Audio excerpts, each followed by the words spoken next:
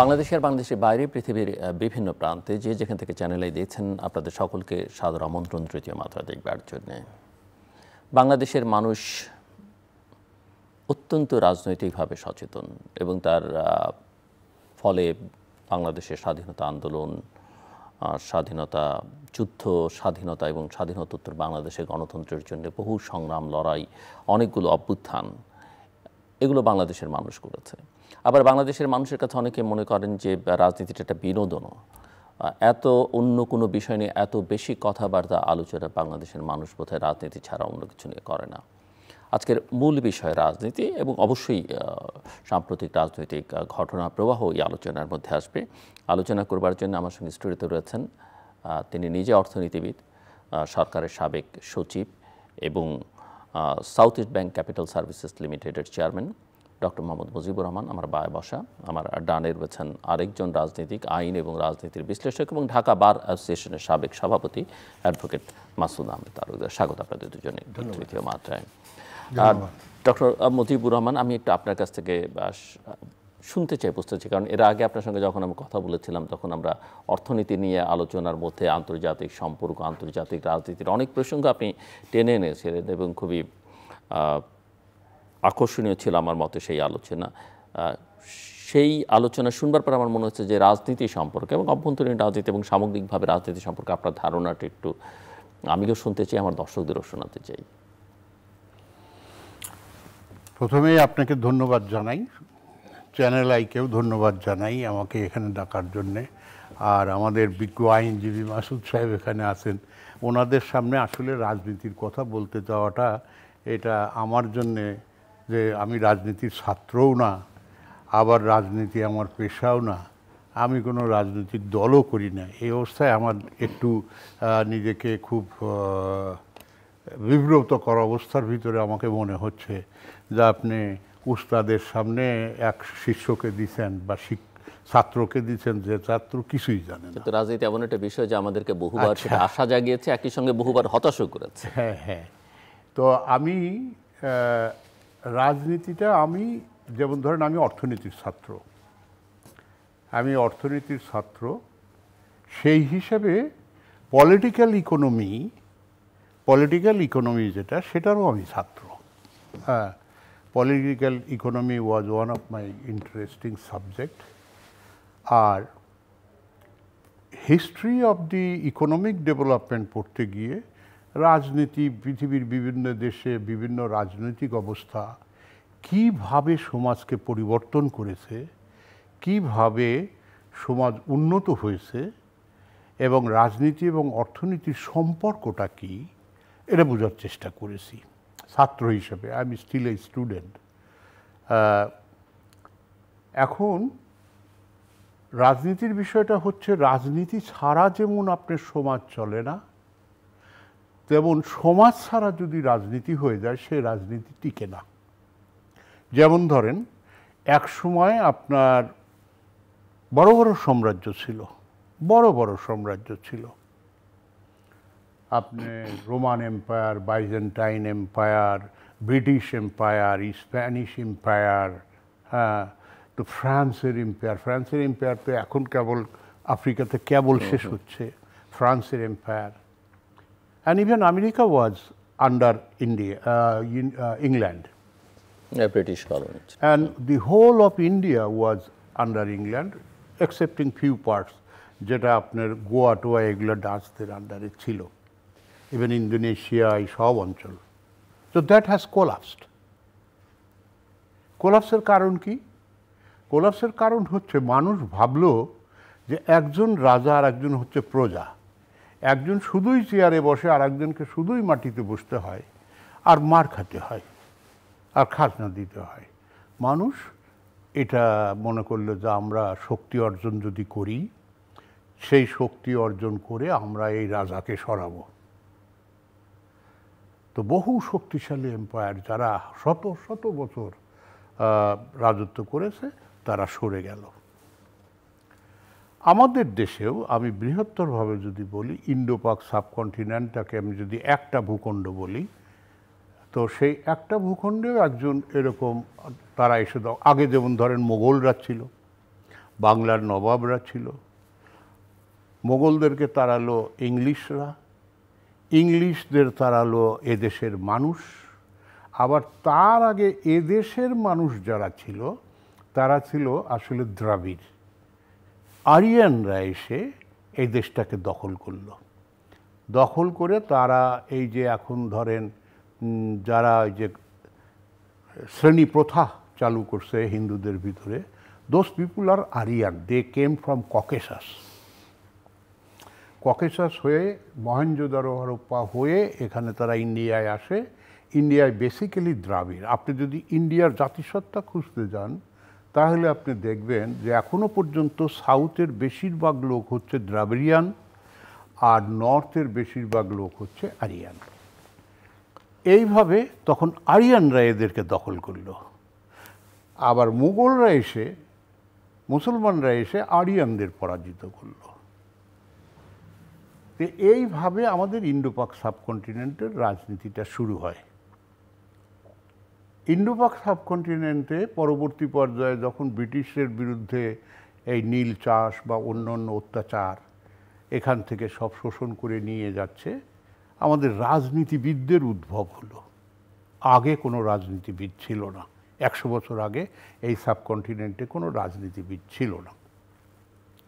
তো তখন রাজনীতিবিদের উদ্ভব হলো। তারা সমাজে ঘুরে ঘুরে ঘুরে মানুষকে সংগঠিত করতে লাগলো। লাগার পরে তারা ইন্ডিয়ার, তখন ব্রিটিশ বুঝলো যে সেকেন্ড ওয়ার্ল্ড ওয়ারের পরে যে আর রাখা যাবে না। তখন তারা একটা স্বাধীনতার ঘোষণা একটা মোটামুটিভাবে তৈরি করে এমন কিছু প্যাচ এখানে লাগাই দিয়ে থুয়ে গেল যাতে এই রাজনীতির চক্রে যেন এই সব লোক ঘুরতে থাকে এবং কখনো যেন উন্নয়নের পথে না যেতে পারে। And the same has happen to China, আমাদের নিয়ার বাই কান্ট্রি। এখানেও তারা সেই একই কাজ করেছে। যদিও চায়না ছিল বিজয়ীর পক্ষে, কিন্তু তারপরেও তারা চাইনিজদের বিশ্বাস না করে সেখানেও they created confusion and still there. Confusion is still there in Taiwan, still there. আর আমাদের ইন্দো পাক সাবকন্টিনেন্টে স্টিল কনফিউশন ইন পলিটিক্স। আপনি যদি ইন্ডিয়ার পলিটিক্সে যান তাহলে দেখবেন কাশ্মীর আর মুসলমান, এই হলো পলিটিক্স। কাশ্মীর, মুসলমান, Ladakh, Arunachal, these are politics, nothing else. সমাজে কে খেয়ে আসে না, 80 কোটি লোক এখনও ইন্ডিয়াতে 5 কেজি করে রেশন পায়, না হলে না খেয়ে থাকে। But there politics is Kashmir, politics is Ladakh, politics is Arunachal. ঠিক আছে? আমাদের যে দেশটা, আমাদের এই দেশটাকে যদি আপনি বুঝতে চান, আমাদের এই দেশটাও পলিটিক্সের ফসল। কীরকম politics? This was United Bengal with Assam together. It was a territory. It was a territory. এটা এরকমভাবেই গভর্ন হচ্ছিল। মোগল আমল থেকে শুরু করে নবাবী আমল পর্যন্ত এইভাবেই গভর্ন হচ্ছিল।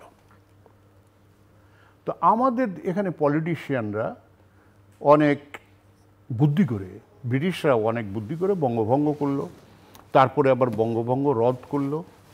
এটা নিয়ে শুরু হলো পলিটিক্স। আমাদের শিক্ষিত জনরা পলিটিক্সে নেমে পড়লেন। বিশেষ করে ধরেন এই ইউনাইটেড বেঙ্গলের মুখ্যমন্ত্রী কিন্তু একজন বাঙালি ছিল, আপনার দেশে বাড়ি। সেটা বাংলায় ফজলুল হক। আচ্ছা, মনে পড়েছে আপনার। আর শিক্ষিত লোক ওই সময়কার বিশ্ববিদ্যালয়, কলকাতা বিশ্ববিদ্যালয়ের নাম করা প্রমুখ ভাইস চ্যান্সেলর, তারা বাংলাকে ভাগ করার চেষ্টা করল, তালেই লেগে পড়ল। এবং বাংলাকে না ভাগ করে তারা ছাড়বে না। কিসের ভিত্তিতে ভাগ হবে? আমরা হিন্দু, তোমরা মুসলমান, রাইট? শুরু হলো হিন্দু মুসলমানের পলিটিক্স। এই হিন্দু মুসলমানের পলিটিক্স যখন শুরু হলো তখন ধর্ম নিয়ে রাজনীতি শুরু হলো। আগে ধর্ম নিয়ে ছিল না, কিন্তু আপনাকে আমি এতক্ষণ ধরে বললাম এই যে ধর্ম নিয়ে রাজনীতি শুরু হলো, which is still going on in India, which is still going on in some other parts of the Middle East, হ্যাঁ, and also in some other parts in Bangladesh. Bangladesh is also affected by those policies যেগুলো ওই সময় থেকে originate হয়ে এসছে। তো সুতরাং আমরা এখনও সেটার বাইরে বা সেটার ঊর্ধ্বে উঠতে পারি না। হুইচ চায়নাতে যেটা ওরা করেছে সেটা হলো যে মাও সেতুংয়ের নেতৃত্বে ওরা এটাকে ইউনিফাই করে ফেলছে। ওদের 36টা জাতি, চায়নাতে 36টা জাতিসত্তা, কিন্তু ওরা এটাকে ইউনাইটেড করে ফেলছে, যার ফলে দে আর মুভিং এ সেপারেট পথ আর আমরা মুভিং ইন এ সেপারেট পথ। আমরা এই 2-3টা বেড়াজালে পড়ে আসি এবং এই আবর্তেই আমাদের রাজনীতি এখনো আটকে আছে। আমি আসছি আপনার কাছে এবং অ্যাডভোকেট মাসুদ আহমেদ তালুকদার, ডক্টর মুজিবুর রহমান যেমন রাজনীতিবিদ নন, রাজনীতি ওনার পাঠ্য ছিল না, মানে পড়েছেন কিন্তু সেই অর্থে একজন ইকোনমিস্ট। আপনি তো একদম হার্ডকোর পলিটিক্স দীর্ঘদিন করেছেন, ভেতর থেকে দেখেছেন। তো আপনার কাছ থেকে শুনতে চাই যে আপনার কাছে রাজনীতিটা আসলে কি কি দেখলেন, কি বুঝলেন, কি শিখলেন, কি জানলেন? জনাব জিল্লুর রহমান, আপনাকে ধন্যবাদ। ধন্যবাদ জনাব ডক্টর মুজিবুর রহমান এবং আমাদের বক্তব্য যারা শুনছেন। আমি চ্যানেল আইয়ের জন্মবার্ষিকীতে সকলকে শুভেচ্ছা জানিয়ে আমার বক্তব্য এইভাবে শুরু করতে চাই যে দেখুন, রাজনীতি আসলে মানুষের জীবন থেকে উৎপত্তি। জীবনই মানুষকে রাজনীতি শিখিয়েছে। মানুষ যখন অধিকার বঞ্চিত হয়, মানুষ যখন সাপ্রেসড হয়, মানুষ নিষ্পেষিত হয়, মানুষের সহ্যের সীমা যখন অতিক্রম করে চলে যায়, তখন মানুষ ঘুরে দাঁড়াতে চায় এবং এই ঘুরে দাঁড়ানোর যে প্রতিবাদ, মানুষের যে উপলব্ধির প্রকাশ, সেগুলোই হলো রাজনীতির উৎপত্তি সেখান থেকেই। আর রাজনীতিটা হলো সংঘবদ্ধ একটা প্রকাশ, হলো রাজনীতি।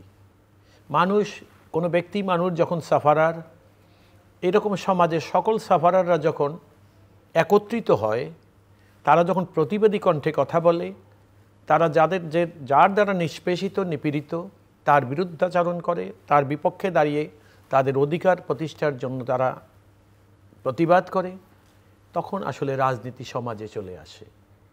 এই সমাজে রাজনীতির ধরন এক এক সময়, যেমন জনাব মুজিবুর রহমান বললেন, ইনিশিয়াল স্টেজে পলিটিক্স বেসডটা ছিল একরকম, সেটা ধারাবাহিকতা ক্রমবিকাশে রাজনীতি আজকে ভিন্ন একটা জায়গায়। কখনো কখনো দেখা গেছে অর্থনীতি রাজনীতিতে খুব প্রাধান্য বিস্তার করছে, কখনো কখনো দেখা গেছে যে রাজনীতিতে মানুষের অধিকার, মানে অর্থনৈতিক অধিকারের বাইরেও মানুষের আর যে সকল অধিকারগুলো আছে সেগুলো নিষ্পেষিত হলে, সেগুলো অবহেলিত হলে মানুষ একত্রিত হয়েছে, মানুষ প্রতিবাদী হয়েছে, মানুষ সেগুলোকে সংরক্ষণ করার চেষ্টা করেছে, অর্জন করার চেষ্টা করেছে, ধারণ করার চেষ্টা করেছে। সর্বশেষ যে কথাটা তিনি বললেন, এটাও খুবই সঠিক একটা কথা, যে রাজনীতি এক একটা সময় এক একটা প্রভাবে চলছে। সমূহ সময় আমাদের দেশসহ দেশের অনেক জায়গায় লক্ষ্য করা গেছে রাজনীতিতে ধর্মের একটা বড় প্রভাব চলমান, এবং প্রায় মনে করে বা সমাজে এখন আমরা এমনও লক্ষ্য করছি যে ধর্মের প্রভাবে চলা রাজনীতি বা রাজনৈতিক দল অপেক্ষাকৃত বোধহয় রাজনীতির জন্য উপযুক্ত বা দেশের জন্য কল্যাণকর, এরকম একটা ধারণাও সমাজে প্রতিষ্ঠা, বিশেষ করে আমাদের সমাজে এখন চলমান প্রতিষ্ঠা করার জন্য অনেকের আপ্রাণ চেষ্টাও আছে এবং মানুষের এই প্রয়াসটাও আমরা লক্ষ্য করছি। রাজনীতি আসলে কি?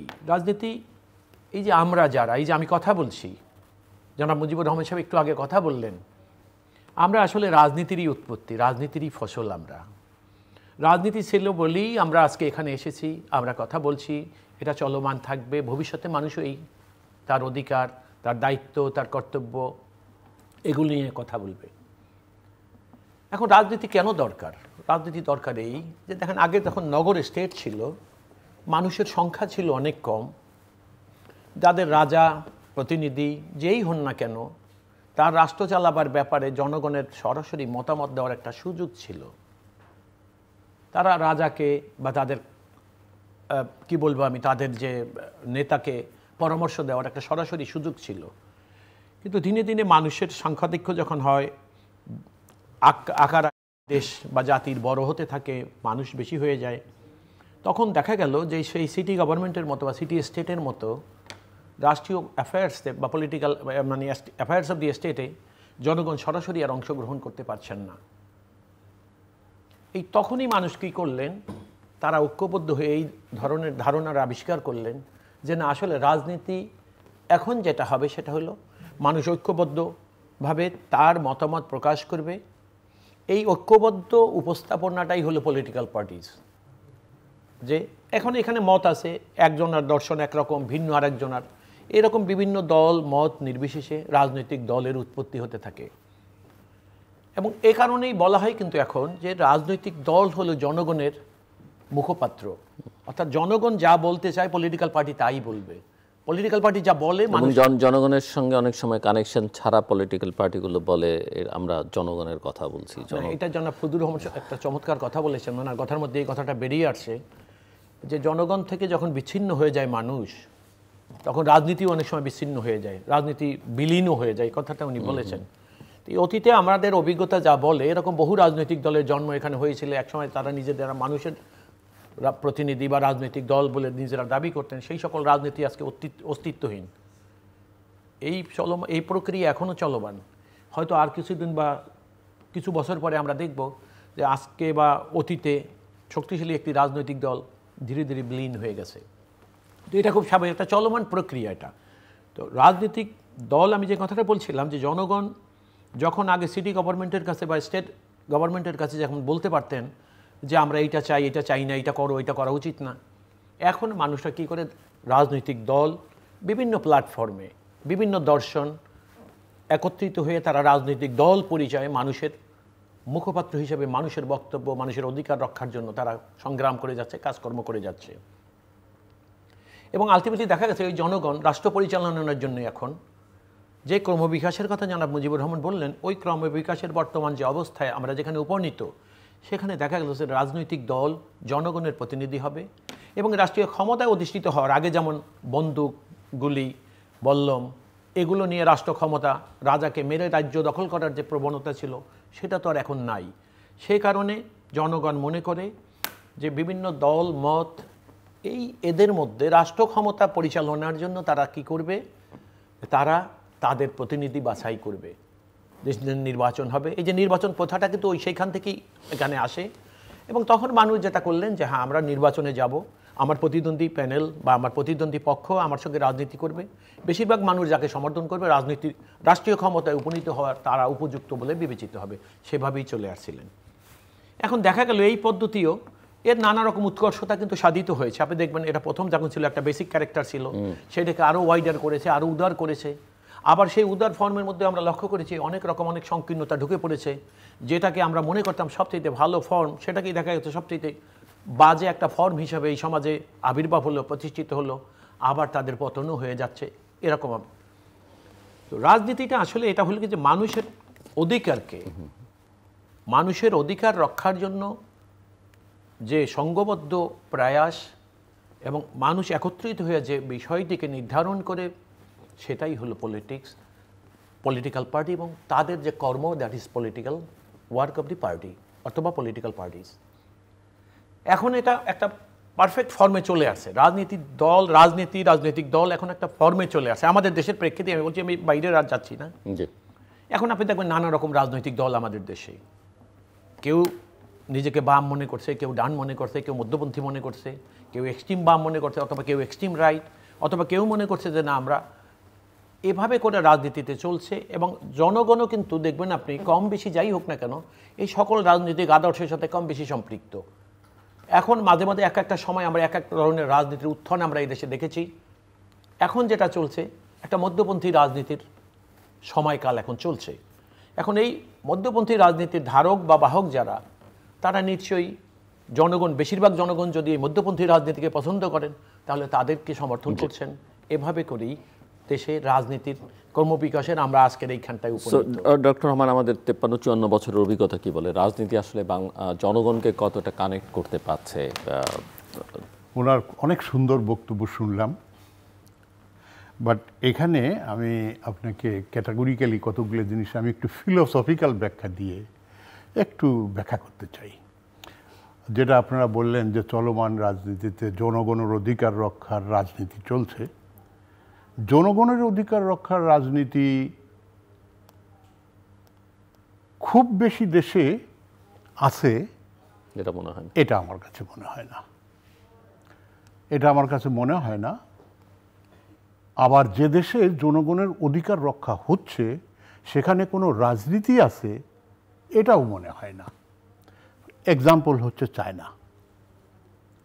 আর এর উল্টা এক্সাম্পল হচ্ছে ধরে নেন মিডল ইস্ট, ইসরায়েল, আমেরিকা, এর উল্টা এক্সাম্পল। আর মধ্যপন্থী যেটা আপনি বললেন, ইয়েস, মধ্যপন্থী কিছু দেশ আছে, তার বেশিরভাগ হলো ইউরোপিয়ান। বাট বর্তমান প্রেক্ষিতে আপনি যেটা বলছেন আপনি জনগণের রাজনীতি করবেন, ইনফ্যাক্ট আমি আপনাকে একজন রাজনীতিবিদ সেই হিসেবে ভবিষ্যতেও যদি আল্লাহ বাঁচায় রাখে তো আবার দেখা হবে, পৃথিবী এখন দুই ধারায় বিভক্ত। No nation on earth is absolutely স্বাধীন, এটাই তো সত্য না। আর আপনি যেটা বললেন যে বন্দুক, গুলি এই নিয়ে রাষ্ট্র ক্ষমতা দখলের এখন আর কোনো সুযোগ নেই, ইজ ইট ট্রু? আজকে ভেনিজুয়েলার আক্রমণ হচ্ছে কেন? আজকে ইসরায়েল কেন স্বাধীনতা পাচ্ছে না? আজকে ইরানের উপরে কেন আক্রমণ কে করছে? যার বন্দুক আছে, যার ক্ষমতা আছে। So world is divided into two parts.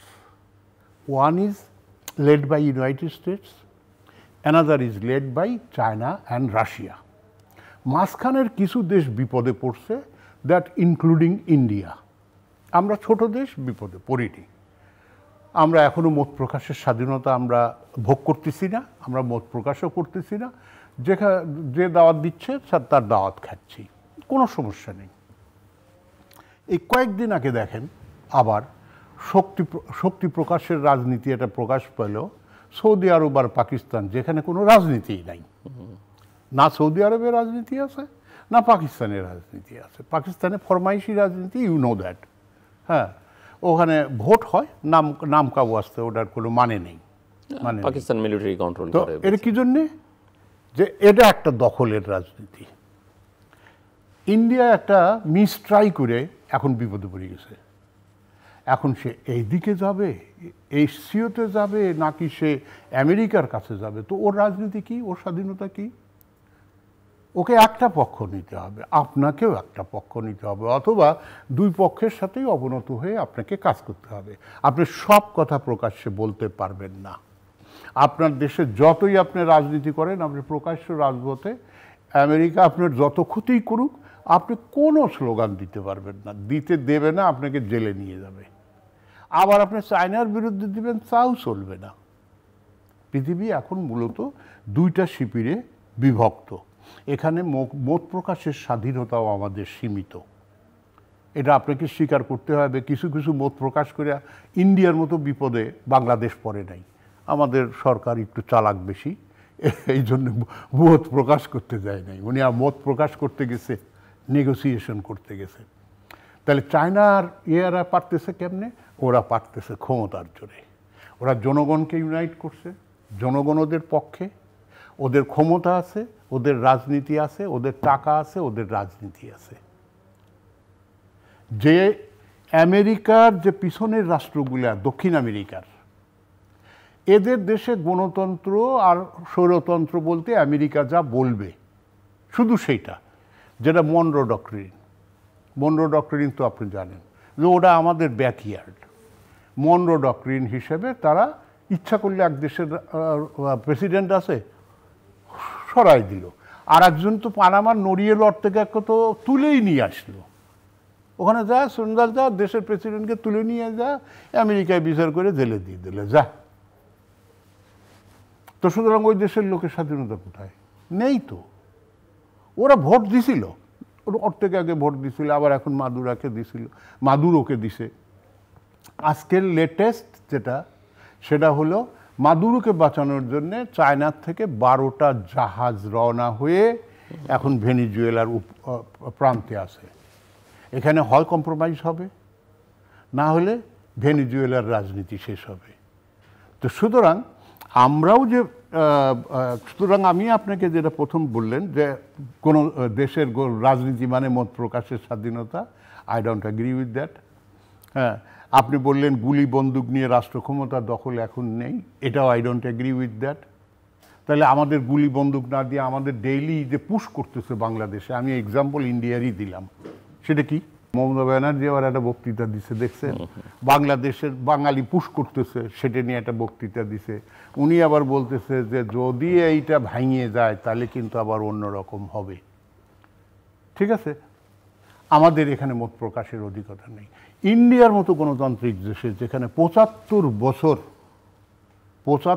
বছর এখন চলতেছে ওদের স্বাধীনতার পরে, আর স্বাধীনতার আগে ৩৬ সন থেকে ইলেকশন শুরু হয়েছে, তাহলে কত বছর হলো? ৯০ বছর। ৯০ বছর এই প্র্যাকটিস করার পরে ইন্ডিয়ার মতো দেশ হলে এখন একটা কমিউনাল রাজনীতি করে। ইলেকশন কমিশনের এগেনস্টে সুপ্রিম কোর্টে ২-৩টা মামলা হয়েছে। Election commission is not neutral. ইভিএমে ভোট হচ্ছে, ভোটের জালিয়াতি হচ্ছে, সেটা প্রমাণিত হচ্ছে। রাহুল গান্ধী অনেকগুলো দিছে না, অনেকগুলো প্রমাণ দিছে। সো হোয়াট ইজ দ্যাট রাজনীতি? হোয়াট ইজ দ্যাট রাজনীতি? ইজ ইট এ রাজনীতি? ইজ ইট এ গণতন্ত্র? সো ইন্ডিয়া যেটা ১০০ বছরে প্র্যাকটিস করতে পারলো না, এবং এই প্র্যাকটিস করে আসে তারা ওখানে তাদের দেশে মুসলমান নিরাপদ না, শিখ নিরাপদ না, ব্যাকস্লাইডিং। হ্যাঁ, ব্যাকস্লাইডিং। এখানে জনগণ কোথায়? আপনি আমাকে বলেন তো, এখানে জনগণ কোথায়? ৮০ কোটি জনগণ না খেয়ে থাকে, এখানে জনগণ কোথায়? তো সুতরাং জনগণ হচ্ছে রাজনৈতিক পণ, এটা পণ। আর কিছু আছে রাজনীতিবিদ যারা এদেরকে কিছু কিছু সংগঠিত করে এই পণ দিয়ে খেলে। দ্যাট ইজ হোয়াট ইজ রাজনীতি has become today. Or else আপনি ইন্টারন্যাশনাল রাজনীতির ওই প্রবাহে আপনি গা ভাসায় দিবেন, যেদিকে আপনাকে নিয়ে যায় তারা, আপনি সেদিকে যাবেন। আজকে আপনি মনে করেন ইউরোপিয়ান ইউনিয়ন, তার কি স্বাধীনতা আছে? ট্রাম্প বলতেছে ইউক্রেনে যুদ্ধ করলো, এখন বলতেছে যে তুমি যুদ্ধ করবে, আমি করব না, তুমি কিন্তু টাকা আমাকে দিয়ে দিবে, আমি যে বন্দুক দেবো তোমাকে, ও টাকা আমাকে দিয়ে দিবে। এখন বলেন তো কি অবস্থা? ইউক্রেনের কি অবস্থা? কোথায় রাজনীতি, কোথায় গণতন্ত্র? ইউক্রেনের গণতান্ত্রিকভাবে নির্বাচিত সরকারকে আপনি কু করে উচ্ছেদ করে দিলেন। আফ্রিকার বেশিরভাগ দেশে এখন কু হচ্ছে। আবার এই কুর ভিতর থেকে, আমি রাজনীতিটাকে অন্য পার্সপেক্টিভে নিয়ে আসতেছি, এই কুর ভিতর থেকে ২-১ জন এমন দাঁড়াইছে যারা জনগণের নেতা হয়ে গেছে। হয়নি? হয়েছে তো। এখন বর্তমান হলো ইব্রাহিম ট্রাওরে, নিশ্চয়ই নাম শুনেছেন। সে তো কু করে এসছে, কিন্তু সে জনগণের নেতা হয়ে গেছে। দ্যাট ইজ হোয়াট ইজ রাজনীতি। সো এই জায়গায় যে মত প্রকাশের স্বাধীনতা, আপনার সঙ্গে অনেকগুলো বিষয়ে, বাংলাদেশের রাজনীতিবিদরা নিজেরা কতখানি স্বাধীন, বা নিজ নিজ দলে নিজ নিজ মত প্রকাশের ক্ষেত্রে কতখানি করতে পারেন, আসলেই কোনো স্বাধীনতা আছে কি? দেখুন, বিশ্ব রাজনীতি আর আমাদের দেশীয় রাজনীতি দুইটা আলাদা। বিশ্ব রাজনীতি যখন আমরা প্রেক্ষিতে যাব, তখন এই দেশ, the country as a whole, without any individual affiliation of any politics, আমাদের এই জিনিসগুলো বিচার বিশ্লেষণ করার বিষয় না। বাংলাদেশ রাজনীতির কোন বলয়ে থাকবে, যেমন জনাব মুজিবুর রহমান খুব চমৎকার বলেছেন যে বিশ্বটাকে দুইটা ভাগে বিভক্ত, এক জায়গায় চায়না এবং রাশিয়া, অন্য জায়গায় আমেরিকা। আমরা কোন বলয়ে থাকব? আবার কখনো কখনো আমরা উভয়ের মধ্যেই থাকার চেষ্টা করি। আমরা এমন ভাব দেখাই, যখন যে আমাদের হাত ধরে তখনই আমরা তাকে বুঝাবার চেষ্টা করি আমরা আপনাদের। এটা সাময়িক, এটার স্থায়িত্ব খুবই কম। কিন্তু আমাদের বক্তব্যটা ছিল, আমি যেভাবে কথাটা এখন শুরু করেছিলাম এবং আপনি আমাকে যেভাবে প্রশ্ন করেছিলেন, সেটা ছিল যে আমাদের দেশের রাজনীতির অবস্থাটা কি। এখন আপনি আমাদের দেশে দেখেন, ওই যে আমি যে কথাটা বলেছিলাম যে আগে যেমন রাষ্ট্র ক্ষমতা একটা গণতান্ত্রিক পদ্ধতি, অর্থাৎ জনগণ যখন রাষ্ট্র ক্ষমতায় বসাইতো ওই গুলি বন্দুক ছাড়া, ভোটের মাধ্যমে, অর্থাৎ মানুষের মতামত প্রকাশ করে স্বাধীনভাবে ভোট দিয়ে নির্বাচন করত, সেই পদ্ধতিটাই এখন আমাদের বা গণতান্ত্রিক দেশগুলায় চলমান। আমাদের দেশে যেটা হয়, আমি যেটা দেখেছি, যেটা সবচেয়ে দুঃখজনক হয়েছে এই দেশের মানুষের জন্য, এবং আপনি দেখবেন পলিটিক্সের প্রতি এই কারণে মানুষের অনেক হেট্রেট এসে গেছে। যারা রাজনীতি করতেন তারাও রাজনীতিকে ঘৃণা করা শুরু করছেন। এটার কারণটা হলো এইটা যে রাজনীতিতে সেই গণতান্ত্রিক বা পপুলার প্রসেসকে অবজার্ভ করে যখন মানুষ তার ভোট দিয়ে তার সরকার বানানো শুরু করলেন, তারা ক্ষমতায় এসে যেই মানুষ তাদেরকে ক্ষমতায় বসিয়েছিল ভোট দিয়ে, তারা মানুষের সেই কথাটা ভুলে যান এবং ভুলে গিয়ে তারা কি করলেন, মানুষের থেকে ওই যে কথাটা জনাব মুজিবুর রহমান বলছিলেন, আমার সেই কথাই বলতে হয় যে মানুষ থেকে সরকার অনেক দূরে চলে যেতে শুরু করলেন। সরকার মানে ওই সরকার তো রাজনৈতিক দলীয় পরিচয়ী সরকার ছিলেন, যে কারণে রাজনীতি বিলীন হয়ে গেছে, রাজনৈতিক দল বিলীন হওয়ার কথা তিনি বলেছেন।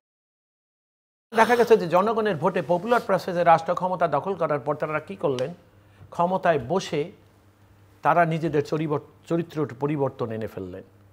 একটা পর্যায়ে দেখা গেল যে জনগণ তারা ক্ষমতায় ভোট দিয়ে বসিয়েছিলেন, সেই জনগণের সঙ্গে তাদের দূরত্ব অনেক বেশি হয়ে গেল এবং একটা পর্যায়ে জনগণ যে পদ্ধতিতে তাকে রাষ্ট্রীয় ক্ষমতায় বসাবার যে প্রসেসটাকে তারা অনুসরণ করতেন, জনগণ সেটা থেকে মুখ ফিরিয়ে নিলেন। আমাদের দেশে লক্ষ্য করা গেছে যে গণতান্ত্রিক রাজনৈতিক দল বা পরিচয়ে রাষ্ট্র ক্ষমতা দখল করার পর যখন তারা গণতান্ত্রিক চরিত্র হারিয়ে ফেললেন, তখন জনগণ আর সরকার অথবা ওই সরকারে থাকা রাজনৈতিক দল বিস্তর ফারাকে পড়ে গেলেন। একটা পর্যায়ে যারা ক্ষমতায় ছিলেন তারা এটাও দেখলেন যে না, ক্ষমতায় পরবর্তীতে আসা বা ক্ষমতায় টিকে থাকার জন্য জনগণের সমর্থন বোধহয় এখন আর সম্ভব না। তাদের কর্মবিস্তার বিশ্লেষণে অথবা যে কারণে বা যে উদ্দেশ্যে জনগণ ক্ষমতায় বসিয়েছিল, সেই বিচার বিশ্লেষণে দেখা গেল যে জনগণ তাদের প্রতি আর জনগণের সেই আস্থার জায়গাটা তারা রক্ষা করতে পারে না বা তাদের প্রতি আর নাই। তখন কি করলেন, ওই যে গুলি বন্দুকের কথা দেখেন, যে গণতান্ত্রিক পদ্ধতিতে মানুষের মতামতই ছিল সবচেয়ে প্রধান, সেখানেও কিন্তু গুলি বন্দুকের জায়গা চলে আসলো। আমাদের নিজের দেশের প্রেক্ষিতের কথাই যদি আমি বলি, আপনি দেখবেন 2008 সনে, আমি আপনার এখানে আগেও বলে গেছি, আমি আজও বলে যাচ্ছি, এই কথাটা আমি সবসময়ই বলি এবং বলে যাব যতদিন বেঁচে থাকবো। 2008-এর নির্বাচনটাকেও আমার কাছে মনে হয়েছিল যে একটি শক্তি, জনগণের মতামতের সেটার প্রকার ছিল না, একটা শক্তি বা একটা বলয় কাউকে বসাবার জন্য অথবা কাউকে ব্যবহার করে রাষ্ট্র ক্ষমতা দখলের একটা প্রবণতা লক্ষ্য করেছে এবং তারা লক্ষ্য করেছেন। এবং তারপরের যে নির্বাচনগুলো আমাদের দেশে হয়েছে, কোনোটাই জনগণকে ভোট দিতে হয়নি, কোনোটা 5%, কোনোটা 10%, কোনোটা বিনা ভোটে রাষ্ট্র ক্ষমতা, এবং সেখানে ওই বন্দুকগুলিরই কিন্তু আশ্রয় নিয়ে রাষ্ট্র ক্ষমতা দখল করতে হয়েছিল এদেশে, এই গণতান্ত্রিক পদ্ধতিতেও। সেই জন্য আমরা বলেছিলাম যে এই উত্থান পতন, এই যে ক্রমবিকাশ, দেখা গেছে যে মানুষ যেখান থেকে শুরু করেছে কিছুদিন পরে একটা পরিক্রমার পরে মানুষ আবার সেখানেই ফিরে যাচ্ছে। শিক্ষিত মানুষ আবার চেষ্টা করে অশিক্ষিত হচ্ছে। মানুষ অধিকার নিয়ে ক্ষমতায় বসে মানুষের অধিকারের কথা ভুলে গেছে। যারা মতামত দিয়ে রাষ্ট্রীয় ক্ষমতায় বসাইতেন, সেই মানুষ যেমন ক্ষমতার মতামত দেওয়া থেকে নিজেদেরকে বিরত রাখলেন, যারা ক্ষমতায় আসতেন তারাও মনে করছে জনগণের মতামত নিয়ে আর ক্ষমতার দরকার নেই। এই যে একটা স্থবিরতা রাজনৈতিক বা গণতান্ত্রিক পদ্ধতিতে চলে আসছে, সেই স্থবির অবস্থাটা কাটাই ওঠার জন্যই আপনি দেখবেন দেশের আবার অন্য রাজনৈতিক দলটা সংগ্রাম করে গেছে, নিষ্পেষিত হয়েছে, নিপীড়িত হয়েছে। এবং আপনি দেখবেন একটা ঠিকই যখন কোনো রাজনৈতিক দল তার গণতান্ত্রিক চরিত্র হারিয়ে ফেলে এবং স্বৈরাচারী বলয় বা স্বৈরাচার হিসাবে নিজেকে প্রচার করে, দেখবেন এদেরও কিন্তু একটা সীমাবদ্ধতা আছে, একটা লিমিটেশন আছে, একটা নির্ধারিত সময়কাল আছে। এরপরে কিন্তু তাদেরও বিদায় নিতে হয়েছে। রাজনৈতিক দল, রাজনীতি যেমন বিলীন হয়ে গেছে, এই ক্ষমতায় থাকা স্বৈরাচারদেরও কিন্তু একটা পর্যায়ে বিলীন হতে হয়েছে, যার সব উৎকৃষ্ট উদাহরণ আমরা দেখেছি 5ই আগস্টে আমাদের দেশে হয়েছে। সে কারণে যে জিনিসগুলো হয়, এখন রাজনীতি নাই, কেন নাই রাজনীতি? যেই রাজনীতি আমার দেশকে জন্ম দিয়েছে, যেই রাজনীতির কারণে আমি আজকে এখানে, আমার জনাব মুজিবুর রহমান, আপনি এবং আমাদের বক্তব্য যারা শুনছেন সবাই কিন্তু কম বেশি রাজনীতির কারণেই আমাদের আজকের এই আইডেন্টিটি, আমাদের পরিচয়, আমাদের শক্তি, আমাদের শক্তির সোর্স এগুলো। কিন্তু দেখবেন আজকে সেই রাজনীতির প্রতি কিন্তু মানুষের হেট্রেড। কী কারণে? এর জন্য দায়ী কারা? এর জন্য দায়ী কি সাধারণ মানুষ, যারা আমাদের রাজনীতি করা মানুষকে রাষ্ট্র ক্ষমতায় বারবার বসিয়ে হতাশা হয়েছেন, ব্যর্থ হয়েছিলেন, এবং যারা মানুষের আস্থা অর্জন করে ক্ষমতায় বসে শুধু অনাস্থা দিয়ে গিয়েছিলেন এবং জনগণ থেকে অনেক দূরে সরে গেছিলেন মানুষ। সে কারণে, এবং আপনি দেখবেন আমাদের দেশে একটা নির্বাচন ফেব্রুয়ারিতে হবে, এরকম একটা কথা এখন চলমান। যদিও মানুষ নানা রকম কথা বলে, সাধারণ মানুষ নানা রকম কথা, অনেক রাজনীতিবিদদের মধ্যেও নানা রকম মতবাদ আমরা লক্ষ্য করি। হয়তো সময়টা আরেকটু ম্যাচিউরড হলে আমরা আরও বুঝতে পারবো। যেমন আপনি লক্ষ্য করবেন আমাদের দেশের যিনি এখন সরকার প্রধান আছেন, তার একটা বক্তব্য আমাকে একটু আহত করেছে। সেটা হলো এই যে তিনি একদিনের মধ্যে মাঝখানে বলে ফেললেন, যদি ফেব্রুয়ারিতে নির্বাচন না হয় তাহলে আমি মার্চে পদত্যাগ করব। শুনেছেন কিনা আমি জানি না আপনারা এই কথাটা। তো এটা এরকম একটা কথা তো কেউ ওনাকে জিজ্ঞাসা করে না বা বলে নাই। তো এখন এই যে কথাটা, এটাকে অনেকে এইরকমও বিশ্লেষণ করে যে ঠাকুর ঘরে কে আমি কলা খাই না, এরকম কথাটা এইভাবে আকবরে বড় মানুষের মধ্যে নানা রকম। আপনি দেখবেন সন্দেহ এখন চাউর হয়ে গেছে সমাজে, এখন সন্দেহ চাউর। অনেকেই বলা বলি করতেছে নির্বাচন কি হবে, নির্বাচন কি হবে না, এটা কেন হবে? এই সরকার যে কারণে এসেছিলেন, যে কারণে এই সরকার রাষ্ট্রীয় ক্ষমতা এসেছিলেন, তাদের কাজই ছিল একটা নির্বাচন দিয়ে রাষ্ট্র চালাবার যাদের দায়িত্ব তাদেরকে ক্ষমতা দিয়ে যাওয়া নির্বাচনের মাধ্যমে। কিন্তু নির্বাচন নিয়ে এত সংশয়, এত দ্বিধাদ্বন্দ্ব কেন? এবং এই যে অবস্থাটা, এবং সে কারণে আমি যে কথাটা বলছিলাম যে এটা খুব স্বাভাবিক ব্যাপার। পলিটিক্স বিসর্জন দিয়ে দেশের মানুষের কল্যাণের আর কোনো পথ এখন আর নেই। ডক্টর মুজিবুর রহমান, পলিটিক্স বিসর্জন দিয়ে মানুষের কল্যাণের আর কোনো রাস্তা নেই। যদিও আমার ভাই বারবারই ডোমেস্টিক বাংলাদেশের রাজনীতিতে আসতে চাচ্ছেন, আমি আবার ওনাকে ঠেলে বাইরে পাঠাই দিচ্ছি।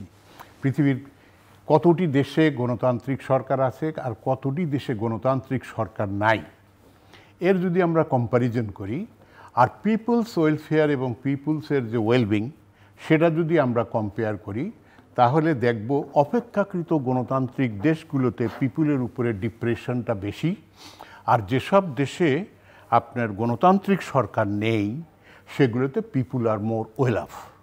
এখান থেকে আমি কিন্তু কোনো করোলারি ড্র করতেছি না এখান থেকে যে গণতন্ত্র ভালো না বা এই নির্বাচিত সরকার ভালো না, অনির্বাচিত সরকার ভালো, এটা কিন্তু বলতে চাচ্ছি না। বাট আমি যদি আপনার আশেপাশের দেশগুলোর সঙ্গে আপনাকে শুধু যদি মিলাই দেই, তাহলে আপনি নিশ্চয়ই আমার সঙ্গে একমত হতে বাধ্য হবেন যে এই নির্বাচিত সরকার ইজ নট এ প্যানাসিয়া। এটা সকল রোগের মহা ঔষধ না। আপনি যদি ইফ ইউ কম্পেয়ার ইউরসেলফ, যে সময় আপনার দেশ স্বাধীন হয়েছে পাকিস্তান থেকে শুরু করে বা বাংলাদেশের সময় থেকে, আপনি যদি কম্পেয়ার করেন আপনার পাশের দেশ, মনে করেন আপনার পাশের দেশ চায়না, আমি অত বড় দেশের কাছে আপনার নিয়ে যাব না, আমি আপনাকে নিয়ে যাব সাউথ কোরিয়ার কাছে, ভিয়েতনামের কাছে, যারা আপনার চাইতে লো পার ক্যাপিটাল দেশ ছিল, যারা আপনার দেশে পড়াশোনা করতে আসো। আপনি যদি এখন গণতান্ত্রিক নেতা হন তাহলে আপনি সমালোচনা করবেন দক্ষিণ কোরিয়াও কোনো গণতন্ত্র নাই, ভিয়েতনামেও কোনো গণতন্ত্র নাই। আপনি আবার বলতে পারেন মালয়েশিয়াতেও নাই ওইরকম, মালয়েশিয়াতেও এরকম রিগিং ফিগিং হয়। মাহাতির 25-26 বছর ছিল, মাহাতিরের মালয়েশিয়াও আপনার চেয়ে ডাউনে ছিল, জিল্লুর বিয়ার মিয়া। এখন আপনাকে কম্পেয়ার করেন তো, ইভেন ওদের সাথে ইন্ডিয়াকে কম্পেয়ার করেন, the one of the second most resourceful country in the world is the poorest country per capital GDP in the world because of this nonsense election. নির্বাচন গণতন্ত্রের এবং জনগণের কল্যাণের একটা পিলার মাত্র। নির্বাচন ডাজ নট স্যাটিসফাই। একটা পিলার, কিন্তু এটাকে যদি আমি বলি যে এটা প্রাথমিক এবং ন্যূনতম পূর্ব শর্ত, যদি সেটাই বলতেছি। But it is neither a necessary condition nor a sufficient condition. Necessary condition আমি বললাম এই কারণে যে গণতন্ত্র ছাড়া অনেক দেশ অনেক সমৃদ্ধি অর্জন করেছে, অনেক, যেটা আমরা কোনোদিন আর আগামী 100 বছরে পারবো কিনা তা জানি না। আর গণতন্ত্র নিয়ে, গণতন্ত্রের নামে, নির্বাচনের নামে ইন্ডিয়া তার পুরো দেশবাসীকে ফেল করেছে ভোটের নামে। আর ভোটের নামে পাকিস্তান আমাদেরকে এমন একটা জিনিস দেখাইছে এবং এখনও দেখায় চলছে, যেখানে আপনার নির্বাচন মিনিংলেস যদি আপনার হাতে সিস্টেম শক্ত না থাকে, আপনার হাতে যদি জনগণের কাছে যদি পাওয়ার না থাকে। So what is important for then a country? A democratic system, যেখানে সকল মানুষ এ ব্যাপারে একমত হবে যে yes this is a good system. নির্বাচন ইজ ওয়ান অফ দ্যাট। নির্বাচন, আমি বলি না যে নির্বাচন, আমরা যেহেতু এই ব্যবস্থায় আছে, আমরা ওই ব্যবস্থায় নেই, আমরা এই ব্যবস্থার কান্ট্রি, সুতরাং নির্বাচন is one of the most important pillar. আমি আপনাকে অবশ্যই বলবো, বাট নির্বাচন ইজ নট দি প্যানাসিয়া। আপনি একটা সিস্টেমকে বিল্ড করতে হবে, যে সিস্টেম মানুষের কাছে জবাবদিহি দিবে, অ্যাকাউন্টেবিলিটি থাকবে এবং ট্রান্সপারেন্সি থাকবে, যে সিস্টেম মানুষকে এনশিওর করবে তার ওয়েলবিং, যে সিস্টেম আপনার রাজনীতিবিদদেরকে শুধু বক্তৃতা আর টাকা কামানো এ থেকে বিরত করবে, এই রকম সিস্টেম যেটা পিওরলি নট আমেরিকান ডেমোক্রেসি। আপনি তো জানেন আজকাল আমেরিকান ডেমোক্রেসির কি সমালোচনা হয়, এটাকে ওরা নিজেরাই ওদের দেশের বড় বড়, আপনাকে সেদিন আমি বলেছিলাম, আপনি তো নিশ্চয়ই এগুলো উকিল মানুষ, ধরেন প্রফেসর মিয়ার শাইমার, ডক্টর জেফরি সাস, আপনি ডক্টর রিচার্ড উল, হ্যাঁ, এদের বক্তৃতা যদি শোনেন তাহলে দেখবেন আমেরিকায় যে প্লুটোক্রেসি, ওরা ডেমোক্রেসি বলে না, বিকজ ওদের ডিপ স্টেট এভরিথিং, কোনো নির্বাচিত সরকারের কোনো ক্ষমতা নাই ওর পলিসি চেঞ্জ করার, কোনো নির্বাচিত সরকারের কোনো ক্ষমতা নাই ইসরায়েলের গণহত্যা বন্ধ করার, না বাইডেন না ট্রাম্প, দুই দল কিন্তু ক্ষমতা নেই, কারণ ডিপ স্টেট এটাকে কন্ট্রোল করে। আনলেস আপনি যদি ওই ডিপ স্টেটের হাত থেকে ওটা না নিয়ে আসেন তাহলে কি হবে, আপনার নির্বাচন হবে, but the vested interest group will control either this party, লেফটের অর ডাইনের পার্টি, এরা কন্ট্রোল করবে। জনগণ মাঝ থেকে যে প্রতারিত হওয়া সেই প্রতারিত হবে। আমি যেটা আপনার যেহেতু খুব ইন্টারেস্টেড দেশের রাজনীতিতে আসার জন্যে, আর সেই জন্যে আমি আসলে এখানে আসলাম, নাহলে আপনাকে আমি ইচ্ছা করে করে দূরে রাখতেছিলাম, হ্যাঁ বুঝছেন। তা আপনি এখানে নিয়ে আসেন এখন বাংলাদেশে আসলে আমরা দেশ স্বাধীন হলাম অনেক সংগ্রাম করে, বহু লোক মারা গেছে, অনেকে 30 লক্ষ, অনেকে আবার বলে কম বেশি যাই হোক, আমি এইটা নিয়ে কথা বলি, কিন্তু একটা ম্যাসাকার আমাদের জাতির উপরে হয়েছে এবং আমাদের অদম্য ইচ্ছা ছিল যে আমরা একটা স্বাধীন গণতান্ত্রিক একটা জাতি ব্যবস্থা পাবো। আমরা স্বাধীনতা পেলাম। স্বাধীনতার পরের আমাদের প্রথম ইলেকশন কোনটা হয়েছিল, কোন ইয়ারে? 73। আপনি কি হলফ করে বলতে পারবেন দ্যাট ওয়াজ ফেয়ার? বলতে পারবো that was fair, that was not election.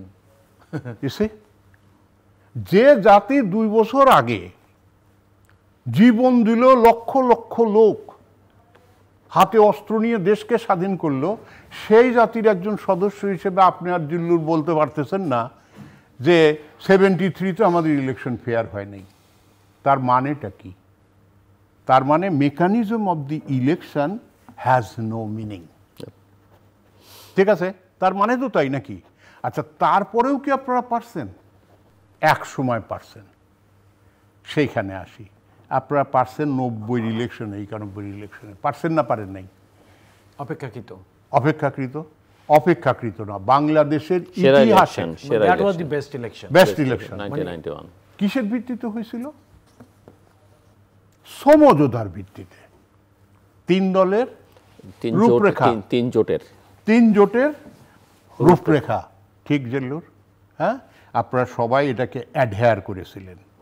Shahabuddin সাহেব আপনার সংবিধানে না থাকা অবস্থায় রাষ্ট্রপতি হয়েছে, আবার সংবিধানে না থাকা অবস্থায় চিফ জাস্টিসে ফেরত আসছে না আসে নাই?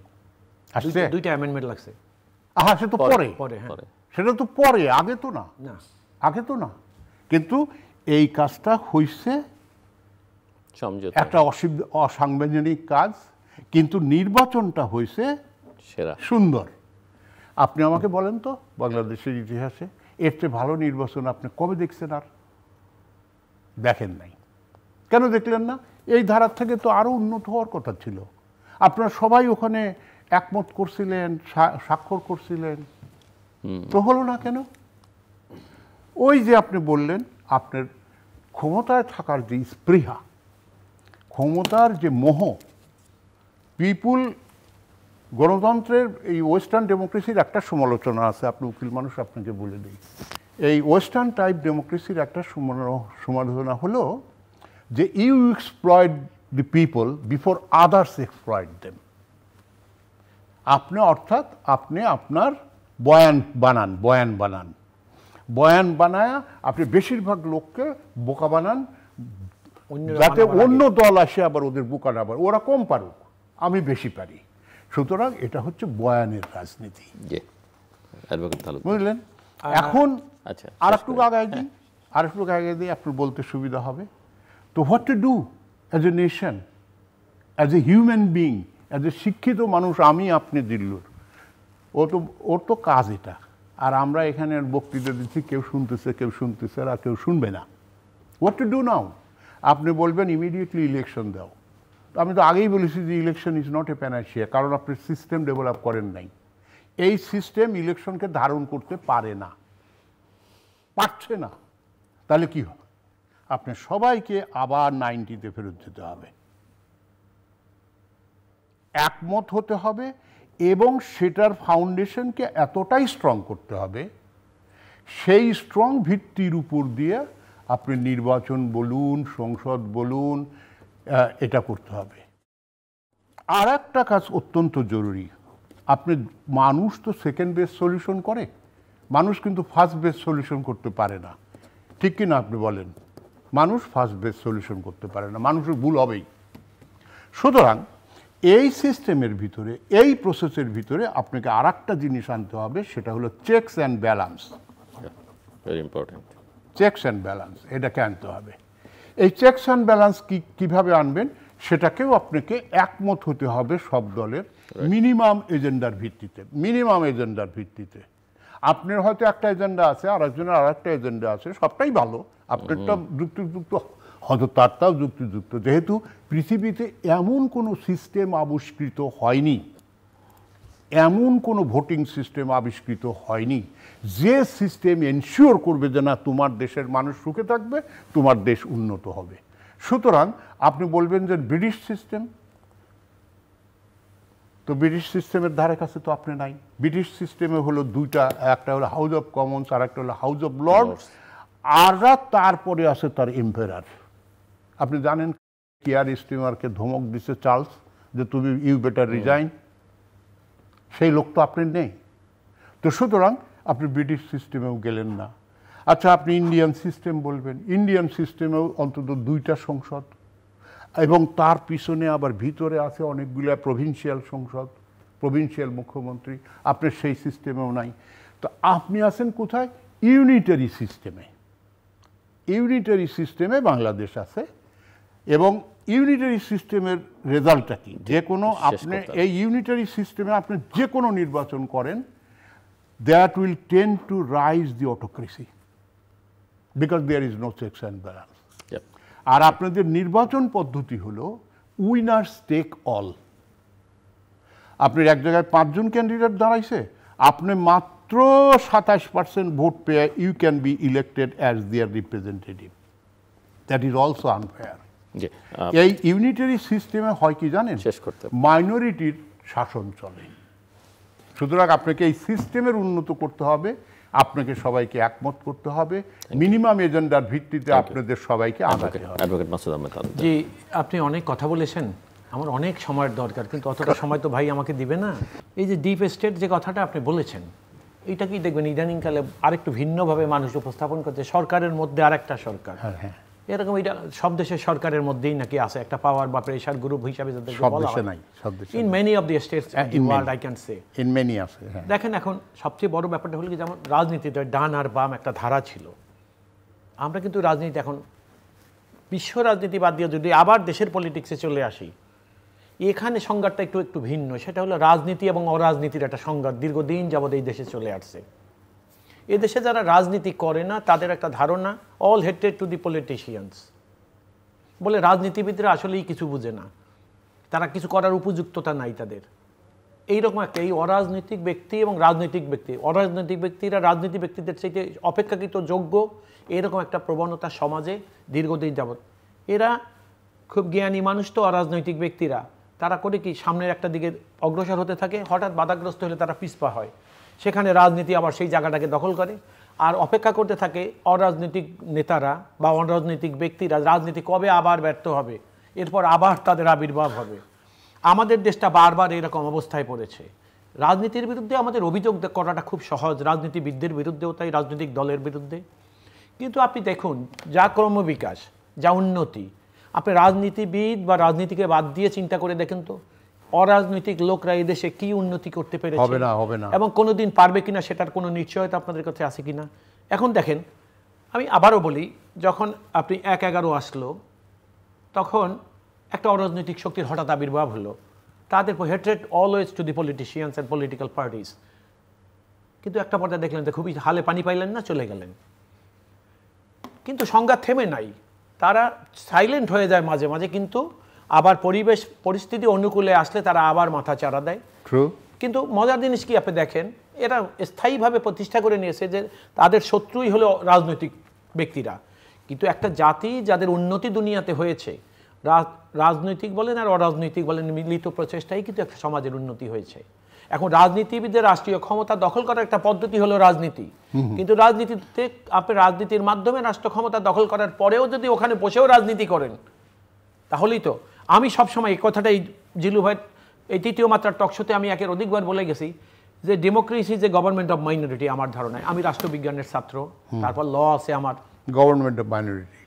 আমি সবসময় বলি যে democracy is a government of minority. কীভাবে আপনি দেখেন, 5টা রাজনৈতিক দল নির্বাচনে অংশগ্রহণ করেছে, একটি রাজনৈতিক দল 23% ভোট পেয়েছে, আর একটা রাজনৈতিক দল 28% ভোট পেয়েছে। দেখা গেল 28% যারা, তারা সংসদের যে স্ট্যান্ড, তাতে একটা সরকার ফর্ম করার জন্য যে মেজরিটি দরকার তারা আর্ন করেছেন, কিন্তু তাদের জনগণ ভোট দিয়েছে 28%। তাইলে আপনি দেখেন 28% যদি হয় তাহলে 72% লোক কিন্তু ভোটই দিল না। অর্থাৎ যারা রাষ্ট্র ক্ষমতায় চলে আসলেন তারা কিন্তু 72% লোকের ভোট পেলেন না। ওই জন্য তো বাংলাদেশে এখন কিছু কিছু দল পিআর পদ্ধতি এখন এটার কারণটা কি? এই যে পিআর আসছে কেন দেখেন, পিআর বিষয়টা হলো কি, ওই রাজনীতির মধ্যে পলিটিক্সের মতো, পিআরটা হলো রাজনীতির মধ্যে বা পলিটিক্সের মধ্যে রাজনীতির মতো। পিআর মানে কি দেখেন, এখন একটা প্রফেশনাল বা প্রপোর্শনেট রিপ্রেজেন্টেশন যেটাকে বলা চাচ্ছে কি, অনেক রাজনৈতিক দল আছে দেখেন, বরিশাল বেসড একটা রাজনৈতিক দল, সেফার, আমি নাম বলছি না, একটা আছিল রংপুর বেসড, একটা আছে মাইমিসিং বেসড। তো এনারা রাজনীতিতে দাঁড়ায় গেলেন, বা ফরিদপুর বেসড একটা 18 জনে কি একটা রাজনৈতিক দল করেছিলেন, দাঁড়ায় গেল, দেখা গেল যে 1% ভোট পেয়েছে দেশে, বাস সংসদে তারা 2-3টা সিট পেয়ে গেলেন। এইটা মনে করছিল যে ওই কি বলে, মানে রাজনীতিটাকে একটা খেলা মনে করছেন। এই খেলা মনে করতে গিয়ে তারা কি ভাবতেছে যে এই পদ্ধতিটাকে, এবং এটা কেন বলতেছে এগুলো মনে তো আপনি সবচেয়ে বড় যে কথাটা আমি বলছিলাম যে পলিটিক্সের মধ্যে যে সবচেয়ে বড় সমস্যা হয়ে গেলে পলিটিক্সের মধ্যে যে রাজনীতি ঢুকে গেছে, এটা একটা সবচেয়ে বড় সমস্যা এই জাতির জন্য। যে যখন যা বলে, যে যা ভাবে, যেটা প্রকাশ করেন, তিনি মনে করেন তিনি, এবং সবচেয়ে অসহায় হলো জাতি। প্রত্যেকে কিন্তু জাতির কথা বলে। আপনি তো আমার কথাই ফেরত আসছেন। না, আমি আপনার কথা ফেরত আসছি না, আপনার কথা তো যদি সাধারণ মানুষের, আপনি আপনার কথাটাই লক্ষ্য করেন, দেখেন সবাই আমরা বলি স্বৈরাচারের জন্ম। আরে স্বৈরাচারের জন্ম তো হওয়ার কথা না, যে পদ্ধতিতে গণতান্ত্রিক পদ্ধতির যদি ফেয়ার প্র্যাকটিস থাকতো, সোকল প্র্যাকটিসের রাস্তাটাকে বন্ধ করে, যেমন আপনি দেখেন না 2008-এ রাতে ভোট বাক্সের মধ্যে ঢুকিয়ে ক্ষমতায় আসার পরে তারা কি করলেন, 14-18 নির্বাচন কিভাবে করলেন। আপনি সংবিধানে 70 ধারা রেখে না, আপনি ইউনিটারি সিস্টেমে কিভাবে দিবেন, আপনার এই কথার সঙ্গে আমার সাংঘাতিক দ্বিমত। সেটা কারণটা কি আমি সেই দ্বিমতটা আমি বললাম না, আমি কেন দ্বিমত করছি আপনাকে বলি। আপনি যে কথাটা বলেছেন, আগে নির্বাচন পদ্ধতিটাকে 70 তো পরের কথা, আফটার ইফেক্ট। আপনি নির্বাচিত হওয়ার পরে 70 আপনাকে কতটা চেক অ্যান্ড ব্যালেন্স করবে, সেই জন্য আপনি 70-এর কথা বলেন, অনেকেই বলে যায়। কিন্তু আমার বক্তব্য তো ওই 70-এর পর্যায়ে পৌঁছার আগের কথাগুলো নিয়ে আমার বক্তব্য। আপনি ভোট যেভাবে করে আসলেন, যেভাবে করে যাচ্ছেন, তো আমি কথাটা এইভাবে শেষ করতে চাচ্ছি যে দেখেন,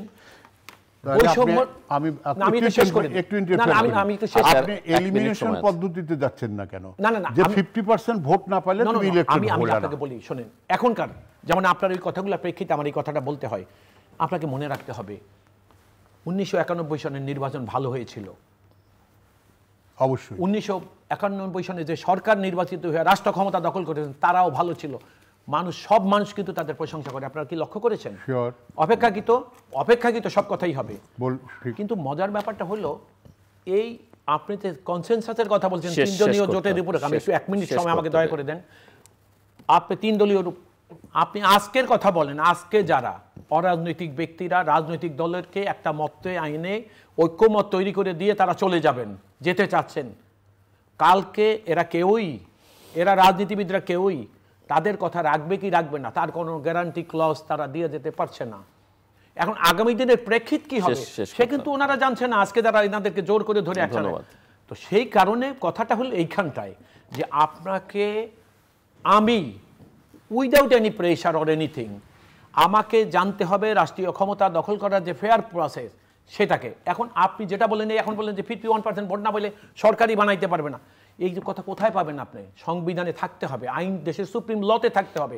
আজকে যারা আপনি আজকের আইনে এই যে পিআর পদ্ধতি, আমি না শেষ করি, আজকের যে পিআর পদ্ধতির কথা আলোচনা করব আমরা, আজকে পিআর এর কথা দেখেন, সংবিধানের বাইরে গিয়ে তো কিছুই করতে পারবে না।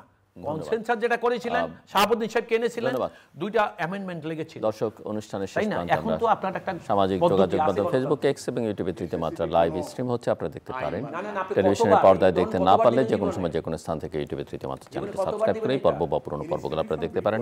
অ্যাডভোকেট মাসুদ আহমেদ তালুকদার এবং ডক্টর মোহাম্মদ মুজিবুর রহমান, অসংখ্য ধন্যবাদ এই আলোচনা অংশ নেওয়ার জন্য। দর্শক, আমার অতিথিরা স্বীকার করে নিয়েছে যে মানুষই আসলে সবচেয়ে অসহায় এবং জাতি হিসেবে নাগরিকরা অসহায় জাতির মধ্যে, এবং রাজনীতির প্রতি মানুষের এক ধরনের হেট্রেড আছে। ডক্টর মোহাম্মদ মুজিবুর রহমান বৈশ্বিক রাজনীতির নানা উদাহরণ টেনে বোঝাবার চেষ্টা করেছেন রাজনীতিটা আসলে কি, গণতন্ত্র কি, তার সুফল কি, কুফল কি, বা তথাকথিত বা প্রথাগত যে গণতন্ত্র তার বাইরে গিয়ে কিভাবে এটাতে উন্নতি করতে পারে তিনি তার মতো করে ব্যাখ্যা করেছেন। অ্যাডভোকেট মাসুদ আহমেদ তালুকদার দেশের তিনি যেহেতু রাজনীতির ভেতরকার একজন মানুষ, তার মতো করে রাজনীতিকে ব্যাখ্যা করবার চেষ্টা করেছেন। কিন্তু মূল কথা হচ্ছে দুজনেরই একটা জায়গায় ঐকমত আছে, যদিও ঐকমত নিয়ে বাংলাদেশে প্রচুর কথাবার্তা হচ্ছে, কিন্তু সেই অর্থে কাজের কাজ কিছুই হচ্ছে না। যেটি আলোচনার মধ্যে এসেছে যে 1991 সালে গোটা জাতি 3টা জোট এবং 3টে জোটের মধ্যে অনেকগুলো রাজনৈতিক দল মিশে একটা ঐকমত্য হয়েছিল এবং তারা একটা রূপরেখাও দিয়েছিল, যে কারণে সংবিধানের বাইরে গিয়েও বাংলাদেশের ইতিহাসে সেরা নির্বাচনটা করা সম্ভব হয়েছিল। এরপরে আর সেটা কখনো করা হয়নি। এবং এখন যে ঐকমত্যের আলোচনা হচ্ছে অনেকগুলো শতাধিক বিষয় নিয়ে, এখানে আলোচনার মধ্যে এসছে আসলে মিনিমাম কিছু বিষয় ঐকমত্য করা দরকার, এবং তার একটা প্রধান জায়গা হচ্ছে যে আমাদের একটা সিস্টেম তৈরি করতে হবে, আমাদের প্রতিষ্ঠানগুলোকে শক্তিশালী করতে হবে, আমাদের জনগণকে ক্ষমতায়ন করতে হবে, এবং সেটা যতক্ষণ পর্যন্ত না আমরা করতে পারবো, এবং চেকস অ্যান্ড ব্যালেন্সের জায়গাটা নিশ্চিত করতে হবে। এর বাইরে বাকিটা আসলে ওই রাজনীতির ওই চায়ের টেবিলে আলোচনার মতো হতে থাকবে। আমরা কখনো বিনোদিত হব, কখনো কষ্ট পাবো, কিন্তু আমাদের সমস্যার কোনো সমাধান হবে না। কাজেই নির্বাচন সব সমস্যার সমাধান দেবে না। আবার যে গণতন্ত্র আমরা চর্চা করি তাতে নির্বাচনটা একটা প্রাথমিক শর্ত, সেটাও পূরণ করতে হবে। সব মিলে মূল কথা যেটা, ঐক্যমত প্রতিষ্ঠা করতে হবে এবং আমাদের মনস্তত্ত্বে একটা বড় পরিবর্তন আনতে হবে। সেটা না হলে আসলে এই সব সমস্যার সমাধান হবে না। সাময়িক হবে কিন্তু দীর্ঘমেয়াদ হবে না। এটা অনেকটা ওই অ্যান্টিবায়োটিক দিয়ে সমস্যা সমাধানের চেষ্টার মতো হবে। আমাদের সঙ্গে থাকবার জন্য অসংখ্য ধন্যবাদ। আপনাদের সবার জন্য শুভকামনা।